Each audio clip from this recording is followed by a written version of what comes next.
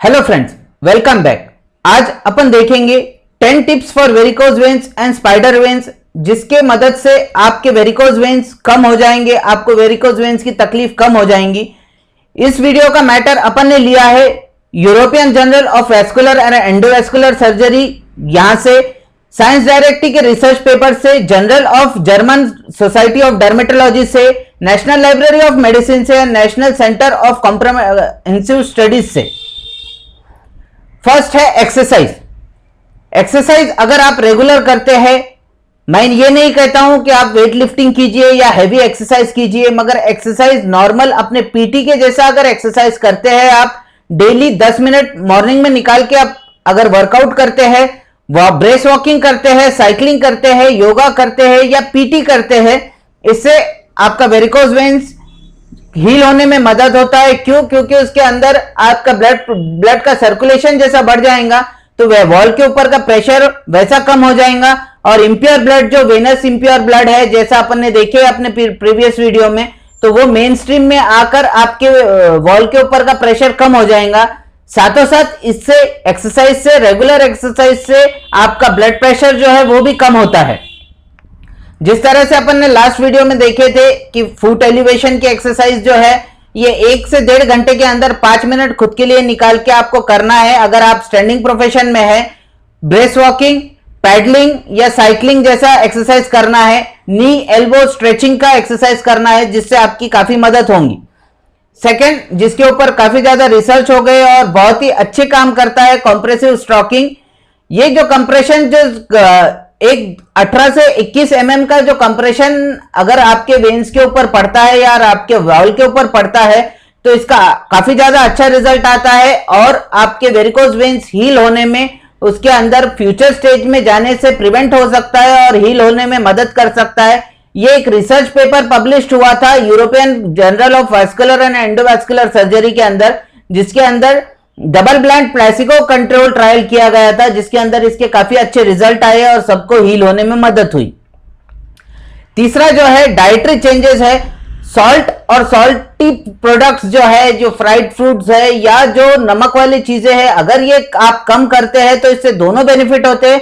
आपका blood pressure भी control में आने में मदद हो जाती है और वाटर रिटेंशन बॉडी के अंदर कम होने की वजह से आपका ब्लड सर्कुलेशन भी काफी हद तक इंप्रूव होता है। तो सॉल्ट इंटेक करना नहीं है, तो करना क्या है, पोटेशियम फूड्स वाले जैसे आलमंड है, नट्स है, दालें है हर किस्म के, बीन्जेस है हर किस्म के, या फिश है, ये आप ले सकते हैं, जिससे आपका पोटेशियम लेवल इंक्रीज होगा और ब्लड सर्कुलेशन में मदद होगा।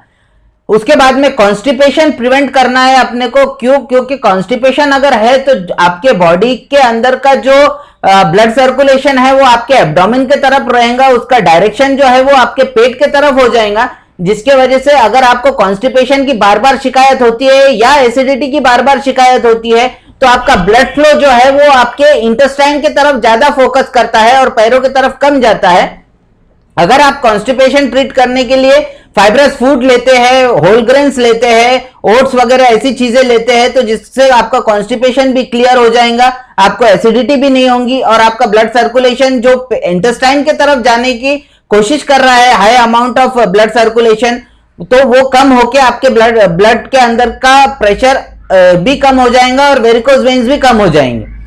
फ्लेविडन वाले फूड्स जो है ये काफी ज्यादा हेल्पफुल होते हैं, इसके ऊपर भी रिसर्च ट्रायल्स हो चुके हैं, जैसा कि वेजिटेबल्स है, ग्रीन लीफी वेजिटेबल्स है, स्पिनच है, ब्रोकली है, सिट्रस फ्रूट जैसे संतरा, मौसम्बी, नींबू, ऐसे चीज हो गए। सभी किस्म के बेरीज जो है, बेर जो जिसको बोलते हैं, वो अगर आप लेते हैं, कॉफी अगर लेते हैं आप, और गार्लिक अगर लेते हैं, लहसुन अगर लेते हैं, तो इसके अंदर से आपका खून भी पतला होकर ब्लड सर्कुलेशन इंप्रूव होने में मदद करता है। फिफ्थ चीज जो है कि रिस्ट्रिक्शन क्लोथिंग नहीं लेना है, नॉन रिस्ट्रिक्शन क्लोथिंग लेना है। मतलब कि आजकल ऐसा हो गया है कि जीन्स पैंट हो या लेगिंग्स हो, ऐसे इतने टाइट पहनते हैं कि वो कई प्रेशर पड़ रहा है, कई प्रेशर नहीं पड़ रहा है, जिसके वजह से जो है वो वेन्स में ब्लड फ्लो की तकलीफ होती है। अब आप बोलेंगे कि डॉक्टर साहब आप बोल रहे हैं कि पहले कंप्रेस स्टॉकिंग्स पहनो और ये मत पहनो, भाई कॉम्प्रेस स्टॉकिंग जो है वो एक पर्टिकुलर एरिया में एक इंजीनियरिंग प्रोडक्ट होता है, वो एक पर्टिकुलर एरिया में एक पर्टिकुलर अमाउंट का प्रेशर क्रिएट करता है, जिससे वेनस ब्लड जो है वो निकलने में मदद होता है। मगर आप जब लेगिंग्स पहन रहे हैं या टाइट फिटिंग के क्लोथ्स पहन रहे हैं तो वो कहीं प्रेशर क्रिएट कर रहा है, कहीं प्रेशर नहीं क्रिएट कर रहा है, जिसके वजह से एक अबनॉर्मल प्रेशर क्रिएट होता है, जिसकी वजह से आपको प्रॉब्लम हो सकती है। दूसरी बात जो है कि फ्लैट फुट वाले जूते ही पहनना है, हाई हील या जो हाई हील वाले चीजें होती है उससे भी एक इलैटरली सर्कुलेशन इंपैक्ट होता है, जिसकी वजह से तकलीफ आ सकती है। तो आपने भी हाई हील वाले चीजें नहीं पहननी है।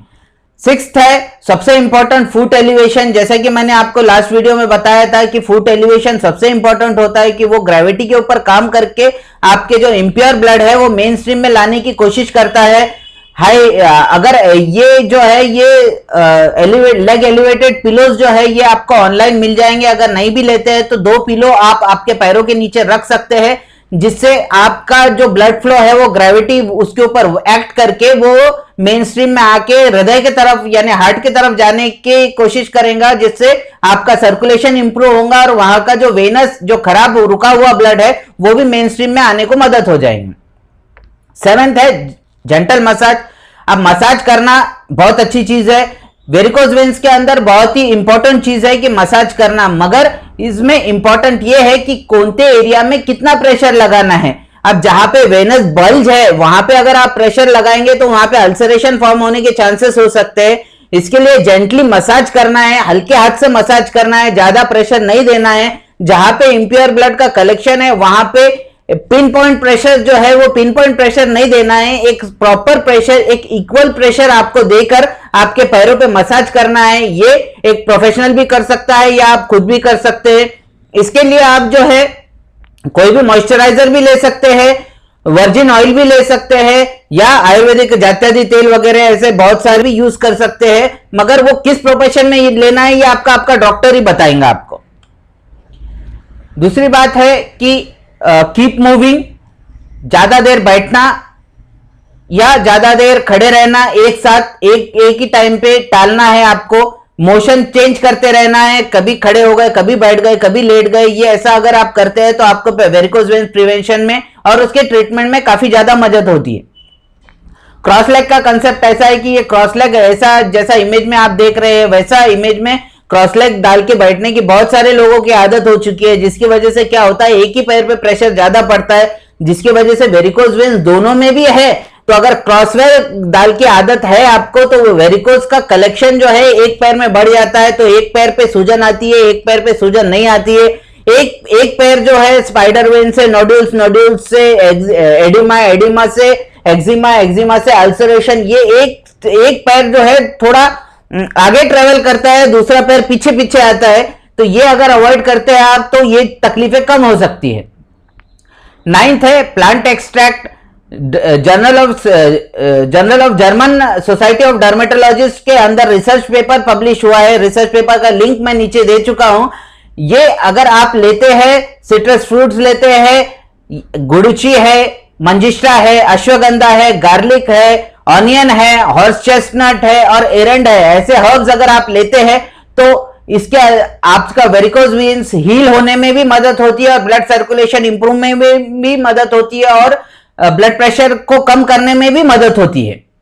Last but not the least, national center of complementary and integrated health ने एक रिसर्च पेपर पब्लिश किया है जिसके अंदर ग्रेप सीड एक्सट्रैक्ट का रोल जो है वो बहुत अच्छा बताया है। ग्रेप सीड एक्सट्रैक्ट का रोल अपन ब्लड प्रेशर में देख चुके हैं कि बहुत अच्छे से काम करता है, मगर वेरिकोज वेन्स में भी जो, क्योंकि ब्लड प्रेशर और वेरिकोज वेन्स दोनों जो है वो साथों साथ एसोसिएटेड है। अगर आपका ब्लड प्रेशर बढ़ रहा है मतलब वो वेन्स के अंदर का प्रेशर बढ़ रहा है। तो अगर आपको वेरिकोज वेन्स है तो फर्स्ट ऑफ ऑल आपको प्रॉपरली ब्लड प्रेशर चेक करना चाहिए। अगर आपको ब्लड प्रेशर का टैबलेट अगर चालू है तो उसको कंटिन्यू करना चाहिए। ग्रेप सीड एक्सट्रैक्ट या इन एन ओवरऑल आपको ऐसी ट्रीटमेंट करना है जिससे आपका ब्लड फ्लो अच्छा हो, आपके खून में की जो चर्बी है वो कम हो और आपका ब्लड प्रेशर इंक्रीज हो, ब्लड प्रेशर की जो रेगुलेट हो वो इंक्रीज ना होता हुआ रहे। अब नेक्स्ट वीडियो में अपन देखेंगे कि इसके रिसर्च बेस्ड कंजर्वेटिव मैनेजमेंट क्या है। Thank you very much. कोई भी टॉपिक जो है 10 मिनट में एक्सप्लेन नहीं किया जा सकता है, कुछ गलती हुई होंगी तो sorry. Please take proper medicine with proper doctors guidance. किसी भी मेडिसिन जो है ऑन द काउंटर लेना गलत है। Thank you very much. Like and subscribe कीजिए, कमेंट कीजिए वीडियो पे। Thank you very much.